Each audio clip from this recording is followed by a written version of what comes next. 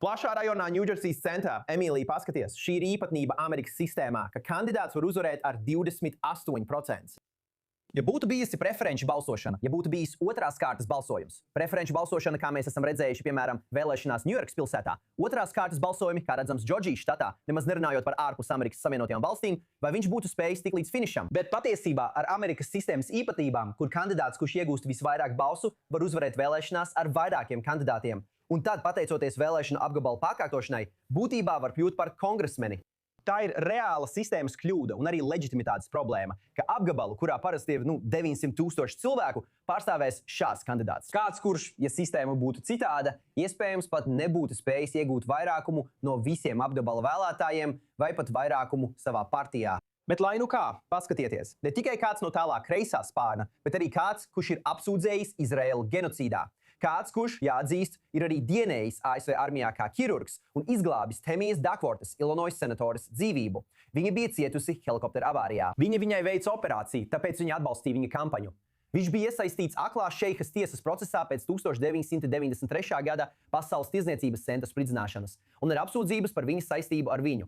Hamavī to ir noliedzis. Bet Emīlija, viņa nostājās ir nepārprotams. Viņš apsūdz Izraēlu genocīdā, ieņem stingri pro-palestīniešu tālā kreisā spārna pozīcijas. Un patiesībā viņu atbalsta liela līdzekļi no pro-palestīniešu superpack, ieguldot $1,5 miljonus, lai viņš sasniegtu 28% atzīmi priekšvēlēšanās. Pro-Izraēlas grupa šajā situācijā šķiet ir nolaidušas rokas un šeit nav ieguldījušas.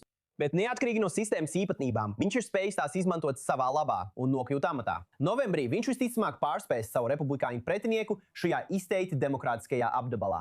Un pievienosies pieaugošiem galēji kreiso izteikti pro-palestīniešu balsu pulkam Kapitolija kalnā.